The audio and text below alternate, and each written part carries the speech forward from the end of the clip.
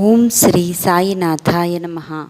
ಬಾಬಾರವರು ಎಲ್ಲರಿಗೂ ಆಯುಷ್ಯ, ಐಶ್ವರ್ಯ, ಆರೋಗ್ಯ, ಸಂಪತ್ತನ್ನು ನೀಡಿ ಕರುಣಿಸಲಿ ಎಂದು ಪ್ರಾರ್ಥಿಸುತ್ತಾ, ಇಂದು ನಾವು ಸಾಯಿ ಸಚ್ಚರಿತೆಯ ಅಧ್ಯಾಯ 24 ಪಾರಾಯಣ ಮಾಡುತ್ತೇವೆ. ಓಂ ಶ್ರೀ ಗುರುಭ್ಯೋ ನಮಃ. ಹಾಸ್ಯ ವಿನೋದಗಳೆಂದರೆ ಸಾಮಾನ್ಯರಿಗೆ ಪ್ರಿಯವಾಗಿರುತ್ತದೆ. ಮಾನವನಾಗಿ ಜನಿಸಿ ಮಾನವರಂತೆಯೇ ಬಾಳಿದ ಪರಮಾತ್ಮ ಸ್ವರೂಪಿ ಸಾಯಿಬಾಬಾ ಅವರಿಗೂ ಕೂಡ ಇದು ಪ್ರಿಯವೇ. ಆದರೆ ಬಾಬಾ ಅವರ ವಿನೋದಗಳು ರಂಜಕವಾಗಿಯೂ ಬೋಧಪ್ರದವಾಗಿಯೂ ಇರುತ್ತಿದ್ದವು. ಅವರು ತಮ್ಮನ್ನು ತಾವೇ ಹಾಸ್ಯಕ್ಕೆ ಗುರಿಪಡಿಸಿಕೊಳ್ಳುತ್ತಿದ್ದರು. ಕೆಲವು ವೇಳೆ ಭಕ್ತರನ್ನು ವಿನೋದ ಮಾಡುತ್ತಿದ್ದರು. ಪ್ರತಿಯೊಂದು ತಮಾಷೆಯ ಹಿಂದೆಯೂ ಒಂದು ಸಂದೇಶವಿರುತ್ತಿತ್ತು. ಇದೇ ಬಾಬಾ ಅವರ ಹಿರಿಮೆ. ಶ್ರೀ ಸಾಯಿ ಸಚ್ಚರಿತೆಯ ಲೇಖಕರಾದ ಹೇಮಾಡ ಪಂತರು ತಮಗೆ ಸಂಬಂಧಿಸಿದ ಒಂದು ಪ್ರಸಂಗವನ್ನು ಹೀಗೆ ನಿರೂಪಿಸಿದ್ದಾರೆ. ಪ್ರತಿ ಭಾನುವಾರ ಶಿರಡಿಯಲ್ಲಿ ಸಂತೆ ಸೇರುತ್ತಿತ್ತು. ಆ ದಿನ ಮಸೀದಿಯಲ್ಲಿ ಭಾರೀ ಜನಸಂದಣಿ ಇರುತ್ತಿತ್ತು. ಒಂದು ಸಂತೆಯ ದಿನ ಹೇಮಾಡ ಪಂತರು ಬಾಬಾ ಅವರ ಬಳಿ ಕುಳಿತು ಕಾಲುತ್ತುತ್ತಿದ್ದರು. ಶ್ಯಾಮ ವಾಮನರಾಯರು, ಬಾಪು ಸಾಹೇಬರು, ಕಾಕಾ ದೀಕ್ಷಿತರು ಅಲ್ಲಿ ಉಪಸ್ಥಿತರಿದ್ದರು. ಆಗ ಶ್ಯಾಮ ಅವರು ಹೇಮಾಡ ಪಂತರನ್ನು ನೋಡಿ ನಸುನಗುತ್ತಾ, ಇದೇನು ನಿಮ್ಮ ಕೋಟಿನ ತೋಳುಗಳಿಗೆ ಹುರಿಗಡೆಯಲ್ಲೇ ಹತ್ತಿಕೊಂಡಿದೆ ಎಂದರು. ಹೇಮಾಡ ಪಂತರು ತೋಳನ್ನು ಅಲ್ಲಾಡಿಸಿದಾಗ ಕೆಲವು ಕಾಳುಗಳು ಕೆಳಗೆ ಬಿದ್ದವು. ಅಲ್ಲಿದ್ದವರೆಲ್ಲ ವಿನೋದಕ್ಕಾಗಿ ಅವುಗಳನ್ನು ಆರಿಸಲು ಹೋದರು. ಹುರಿಗಡಲೆ ಕಾಳುಗಳು ತಮ್ಮ ಕೋಟಿನ ತೋಳಿನಲ್ಲಿ ಹೇಗೆ ಸೇರಿಕೊಂಡವು ಎಂಬುದು ಹೇಮಾಡ ಪಂತರಿಗೂ ಅರ್ಥವಾಗಲಿಲ್ಲ. ಕೊನೆಗೆ ಬಾಬಾ ಅವರು, ಯಾರಿಗೂ ಕೊಡದೆ ಒಬ್ಬನೇ ಕಾಳು ತಿನ್ನುತ್ತಾನೆ ಈ ಹೇಮಾಡ ಪಂತ. ಇಂದು ಸಂತೆ, ಆದ್ದರಿಂದ ಕಾಳು ಕೊಂಡು ತಿಂದಿದ್ದಾನೆ ಎಂದು ಆರೋಪಿಸಿದರು. ಹೇಮಾಡ ಪಂತರು, ಬಾಬಾ, ನಾನು ಒಂಟಿಯಾಗಿ ಎಂದೂ ಏನನ್ನು ತಿನ್ನುವುದಿಲ್ಲ. ನಾನು ಸಂತೆಗೂ ಹೋಗಿಲ್ಲ, ಕಡಲೆಯನ್ನು ಕೊಳ್ಳಲಿಲ್ಲ. ನಾನೆಂದೂ ಹಂಚಿಕೊಂಡೇ ತಿನ್ನುತ್ತೇನೆ ಎಂದರು. ಆಗ ಬಾಬಾ, ಅದು ಸರಿ ಇರಬಹುದು, ಆದರೆ ಯಾರೂ ನಿನ್ನ ಬಳಿ ಇರದಿದ್ದರೆ ಏನು ಮಾಡುತ್ತೀ? ನನ್ನನ್ನಾದರೂ ಜ್ಞಾಪಿಸಿಕೊಳ್ಳುವೆಯೋ? ಹೇಗೆ, ನನಗೇನಾದರೂ ತಿನ್ನಲು ಕೊಡುವೆಯಾ ಎಂದು ಕೇಳಿದರು. ಇಲ್ಲಿ ಬಾಬಾ ಒಂದು ನೀತಿಯನ್ನು ನಮಗೆ ತಿಳಿಸಿದ್ದಾರೆ. ನಮ್ಮ ಇಂದ್ರಿಯಗಳು ವಿಷಯಗಳನ್ನು ಅನುಭವಿಸುವ ಮುಂಚೆ ಪರಮಾತ್ಮನನ್ನು ನೆನೆಯಬೇಕು. ಇಂದ್ರಿಯಗಳಿಗೆ ಸದಾ ಬಯಕೆ ಎನ್ನುವುದು ಇದ್ದೇ ಇರುತ್ತದೆ. ಆದರೆ ವಿಷಯಗಳನ್ನು ಮೊದಲು ಗುರುಗಳಿಗೆ ಅರ್ಪಿಸಿದರೆ ಅವುಗಳಲ್ಲಿ ನಮಗೆ ಅತಿಯಾದ ಮೋಹ ಉಂಟಾಗುವುದಿಲ್ಲ. ಈ ಅರ್ಪಣೆಯಿಂದ ದೇವರ ನೆರವು ನಮಗೆ ಸಿಗುತ್ತದೆ. ನಮ್ಮ ಹತ್ತಿರದಲ್ಲಿ ಸದಾ ಇರುವ ಸದ್ಗುರು ಸಾಯಿನಾಥರನ್ನು ಸ್ಮರಿಸಿದರೆ ಈ ವಿಷಯವು ಅನುಭವಿಸಲು ಅರ್ಹವೇ ಇಲ್ಲವೇ ಎಂಬ ಪರಿಜ್ಞಾನ ನಮಗೆ ಉಂಟಾಗುತ್ತದೆ. ನಮ್ಮ ಕೀಳು ಭಾವನೆಗಳು ದೂರವಾಗಿ ಶಾಂತಿ ದೊರೆಯುತ್ತದೆ. ಜ್ಞಾನವು ಗುರುಭಕ್ತಿಯಿಂದ ಉಂಟಾದಾಗ ಈ ದೇಹದ ಸ್ಮೃತಿಯು ನಾಶವಾಗಿ ನಮ್ಮ ಬುದ್ಧಿಯು ಪರಮಾತ್ಮ ಸ್ಮರಣೆಯಲ್ಲಿ ಕರಗಿ ಹೋಗುತ್ತದೆ. ಆಗ ನಾವು ಎಣೆಯಿಲ್ಲದ ಸುಖ ಶಾಂತಿಗಳನ್ನು ಹೊಂದುತ್ತೇವೆ. ಗುರುಗಳೇ ನಮ್ಮ ಪಾಲಿನ ದೇವರು ಎಂಬ ಭಾವನೆಯಿಂದ ಗುರುಸೇವೆ ಮಾಡಿದರೆ ಪರಮಾತ್ಮನು ಮೆಚ್ಚಿ ನಮಗೆ ಅಧ್ಯಾತ್ಮ ಜ್ಞಾನವನ್ನು ಬೇಗನೆ ಕರುಣಿಸುತ್ತಾನೆ. ಈ ರೀತಿಯಾಗಿ ಯಾವ ವಸ್ತುವನ್ನು ಮೊದಲು ಗುರುಸ್ಮರಣೆಯಿಂದ ಇಂದ್ರಿಯಗಳಿಗೆ ಅರ್ಪಿಸುತ್ತಾರೋ ಅವರ ಮನಸ್ಸು ಯಾವಾಗಲೂ ನಿರ್ಮಲವಾಗುತ್ತದೆ. ಹಸಿವು, ಬಾಯಾರಿಕೆ, ಸಂಸಾರ ಸುಖ ಎಲ್ಲಕ್ಕಿಂತಲೂ ಮಿಗಿಲಾದ ಶಾಂತಿ ನಮಗೆ ಸಿಗುತ್ತದೆ. ಇಲ್ಲಿ ಕೃಷ್ಣನ ಆಪ್ತಮಿತ್ರ ಸುಧಾಮನ ವೃತ್ತಾಂತವನ್ನು ನಾವು ನೆನಪಿಗೆ ತಂದುಕೊಳ್ಳಬೇಕು. ಶ್ರೀಕೃಷ್ಣ ಬಲರಾಮರು ಸಾಂದೀಪನಿ ಗುರುಕುಲದಲ್ಲಿ ವಿದ್ಯಾರ್ಥಿಗಳಾಗಿದ್ದರು. ಸುಧಾಮ ಅವರ ಸಹ ವಿದ್ಯಾರ್ಥಿ ಹಾಗೂ ನೆಚ್ಚಿನ ಗೆಳೆಯನಾಗಿದ್ದನು. ಒಂದು ದಿನ ಕಾಡಿಗೆ ಸೌದೆ ತರಲು ಕೃಷ್ಣ ಬಲರಾಮರು ಹೊರಟಾಗ ಋಷಿಪತ್ನಿಯು ಇವರಿಗೆ ತಿನ್ನಲು ಕಡಲೆಯನ್ನು ಕೊಟ್ಟು ಸುಧಾಮನನ್ನು ಕಳುಹಿಸಿದಳು. ಶ್ರೀಕೃಷ್ಣನು ಸುಧಾಮನನ್ನು ನೋಡಿದ ತಕ್ಷಣ, ನನಗೆ ತುಂಬ ಬಾಯಾರಿಕೆಯಾಗಿದೆ, ಸ್ವಲ್ಪ ನೀರು ಬೇಕು ಎಂದನು. ಆಗ ಅವನು, ಹೊಟ್ಟೆ ಖಾಲಿಯಾಗಿರುವಾಗ ನೀರು ಕುಡಿಯಬೇಡ, ಸ್ವಲ್ಪ ವಿಶ್ರಮಿಸಿಕೋ ಎಂದನು.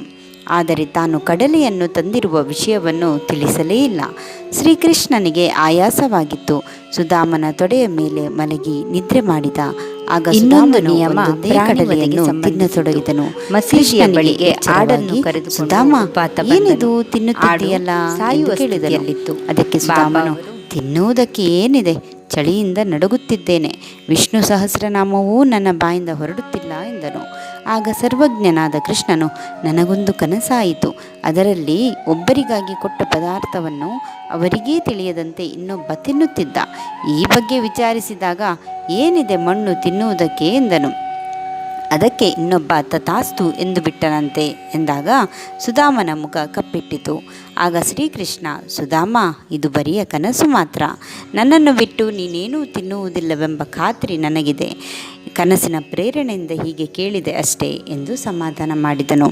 ಕೃಷ್ಣನ ಗೆಳೆಯನಾಗಿದ್ದರೂ ಅವರ ಮಹಿಮೆ ಸರ್ವಜ್ಞತೆಗಳನ್ನು ಸ್ವಲ್ಪವಾದರೂ ತಿಳಿದಿದ್ದರೆ ಸುಧಾಮ ತನ್ನ ಜೀವನದಲ್ಲಿ ಕಡುಬಡತನವನ್ನು ಅನುಭವಿಸಬೇಕಾಗಿರಲಿಲ್ಲ. ನಂತರ ಕೊನೆಯಲ್ಲಿ ಅವನು ನೀಡಿದ ಒಂದು ಹಿಡಿ ಅವಲಕ್ಕಿಯು ಮನಃಪೂರ್ವಕವಾಗಿ ಸಮರ್ಪಿತವಾದುದರಿಂದ ಶ್ರೀಕೃಷ್ಣನು ಮೆಚ್ಚಿ ಅಷ್ಟೈಶ್ವರ್ಯವನ್ನು ದಯಪಾಲಿಸಿದನು. ಅನೇಕ ಸಲ ತಮ್ಮ ಹತ್ತಿರದ ಭಕ್ತರ ನಡುವೆ ಬಂದ ವಾದ ವಿವಾದಗಳನ್ನು ಸರಸವಾಗಿ ಬಾಬಾ ಅವರು ಬಗೆಹರಿಸುತ್ತಿದ್ದರು. ಒಂದು ದಿನ ಕೆಲವು ಭಕ್ತರು ತಮ್ಮದೇ ಆದ ರೀತಿಯಲ್ಲಿ ಬಾಬಾ ಅವರ ಸೇವೆಯನ್ನು ಮಾಡುತ್ತಿದ್ದರು. ಬಹಳ ನಿಷ್ಠುರವಾದಿಯಾಗಿದ್ದ ದಾಮೋದರ್ ಬಾಬರೆ ಅವರ ಎಡಗೈಯನ್ನು ಹಿತವಾಗಿ ಹಿಸುಕುತ್ತಿದ್ದ. ವೇಣುಬಾಯಿ ಕೌಜಲಗಿ ಎಂಬ ವೃದ್ಧೆಯು ಅವರ ಬಲಗೈಯನ್ನು ತಿಕ್ಕುತ್ತಿದ್ದಳು. ಹೀಗೆ ಮಾಡುತ್ತಿದ್ದಾಗ ಅಕಸ್ಮಾತಾಗಿ ವೇಣುಬಾಯಿಯ ಮುಖ ಬಾಬರೆ ಅವರ ಮುಖಕ್ಕೆ ತಗುಲಿತು. ಆಗ ಅವಳು, ಈ ಅಣ್ಣ ಬಹಳ ತುಂಟ, ವಯಸ್ಸಾದರೂ ಇವನಿಗೆ ನಾಚಿಕೆ ಇಲ್ಲ, ನನಗೆ ಮುತ್ತಿಡಲು ಪ್ರಯತ್ನಿಸುತ್ತಾನೆ ಎಂದು ಗೇಲಿ ಮಾಡಿದಳು. ಬಾಬರಿಗೆ ವಿಪರೀತ ಸಿಟ್ಟು ಬಂದಿತು. ನಾನೇನು ಅಷ್ಟು ಅಯೋಗ್ಯನೇ? ಕಾಲು ಕೆರೆದುಕೊಂಡು ಜಗಳಕ್ಕೆ ಬರಬೇಡ ಮೂರ್ಖ ಮುದುಕಿ ಎಂದು ಅಬ್ಬರಿಸಿದನು. ಈ ಮುದುಕರ ಜಗಳವನ್ನು ನೋಡಿ ಇತರರು ಜೋರಾಗಿ ನಕ್ಕರು.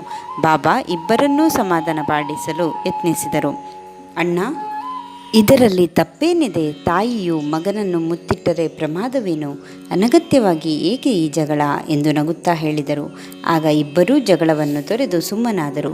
ತಮ್ಮ ಭಕ್ತರು ತಮ್ಮನ್ನು ಅವರಿಷ್ಟದಂತೆ ಆರಾಧಿಸಲು ಬಾಬಾರವರು ಒಪ್ಪಿದ್ದರು. ಒಂದು ಸಲ ವೇಣುಬಾಯಿಯು ಬಾಬಾರವರ ಹೊಟ್ಟೆಯನ್ನು ತಿಕ್ಕುತ್ತಿದ್ದಳು. ಆ ಮುದುಕಿ ಎಷ್ಟು ರಭಸವಾಗಿ ಹೊಟ್ಟೆಯನ್ನು ತಿಕ್ಕುತ್ತಿದ್ದಳೆಂದರೆ ಕೆಲವರು, ತಾಯಿ ಸ್ವಲ್ಪ ಮೆಲ್ಲನೆ ತಿಕ್ಕಿರಿ, ಇಲ್ಲದಿದ್ದರೆ ಬಾಬಾರವರ ಕರುಳು ಕಿತ್ತು ಹೊರಬಂದಾವು ಎಂದು ನಕ್ಕರು. ಇದನ್ನು ಕೇಳಿದ ಬಾಬಾರವರಿಗೆ ಸಿಟ್ಟು ಬಂದಂತಾಯಿತು. ಕೂಡಲೇ ಆಸನದಿಂದ ಎದ್ದು ತಮ್ಮ ದಂಡವನ್ನು ನೆಲಕ್ಕೆ ಕೊಟ್ಟಿದರು. ಕೋಪದಿಂದ ಬಾಬಾ ಕಣ್ಣುಗಳು ಕೆಂಪಾದವು. ಅವರು ದಂಡದಿಂದ ತಮ್ಮ ಹೊಟ್ಟೆಯನ್ನು ಕಂಬವನ್ನು ಸೇರಿಸಿ ಒತ್ತಿಕೊಳ್ಳಲು ಆರಂಭಿಸಿದರು. ಆ ದಂಡ ಬಾಬಾರವರ ಹೊಟ್ಟೆಯಲ್ಲಿ ಪೂರ್ತಿಯಾಗಿ ನಾಟಿತು. ಅಲ್ಲಿದ್ದ ಜನ ತುಂಬ ಗಾಬರಿಯಾದರು. ಆದರೆ ಯಾರಿಗೂ ಅವರ ಹತ್ತಿರ ಹೋಗುವ ಧೈರ್ಯವಿರಲಿಲ್ಲ. ಬಾಬಾರವರು ಸಾಮಾನ್ಯ ಮಾನವರೆಂದು ತಿಳಿದು ಸ್ವಲ್ಪ ಜಾಗರೂಕರಾಗಿ ಹೊಟ್ಟೆಯನ್ನು ತಿಕ್ಕಿ ಎಂದು ಅವರು ಹೇಳಿದ್ದರೇ ವಿನಃ ಬೇರೆ ಯಾವ ರೀತಿಯಿಂದಲೂ ಅಲ್ಲ. ಭಕ್ತರ ಸೇವೆಗೆ ಅಡ್ಡ ಬಂದದ್ದು ಅವರಿಗೆ ಇಷ್ಟವಾಗಲಿಲ್ಲ. ಆಗ ಸ್ವಲ್ಪ ಹೊತ್ತಿನಲ್ಲಿಯೇ ಬಾಬಾ ಶಾಂತರಾದರು. ತಮ್ಮ ಹೊಟ್ಟೆಯಿಂದ ದಂಡವನ್ನು ತೆಗೆದು ಮತ್ತೆ ಆಸನದ ಮೇಲೆ ಕುಳಿತರು. ಅಂದಿನಿಂದ ಭಕ್ತರು ಸಾಯಿಬಾಬಾ ಅವರ ಸೇವೆಯನ್ನು ಮಾಡುತ್ತಿರುವಾಗ ಮಧ್ಯ ಪ್ರವೇಶಿಸುವುದು ತಪ್ಪೆಂದು ಅರಿತರು. ಭಕ್ತರು ತಮಗೆ ಮಾಡುವ ಸೇವೆಯ ಬೆಲೆ ಹಾಗೂ ಗುಣಮಟ್ಟವನ್ನು ಅಳೆಯುವ ಶಕ್ತಿ ಬಾಬಾರವರಿಗೆ ಹೊರತು ಬೇರೆ ಯಾರಿಗೂ ಇರಲಿಲ್ಲ. ಈ ಶ್ರೀಕೃಷ್ಣನು ಯಾರು ನನ್ನನ್ನು ಯಾವ ರೂಪದಲ್ಲಿ ಹೇಗೆ ಆರಾಧಿಸುವರೋ ಅವರಿಗೆ ಅದೇ ರೂಪದಲ್ಲಿ ಹಾಗೆಯೇ ಒಲಿಯುತ್ತೇನೆ ಎಂದು ಭಕ್ತರಿಗೆ ನೀಡಿದ ಆಶ್ವಾಸನೆಯನ್ನು ಬಾಬಾ ಸತ್ಯವಾಗಿ ತೋರಿಸಿಕೊಟ್ಟಿದ್ದಾರೆ.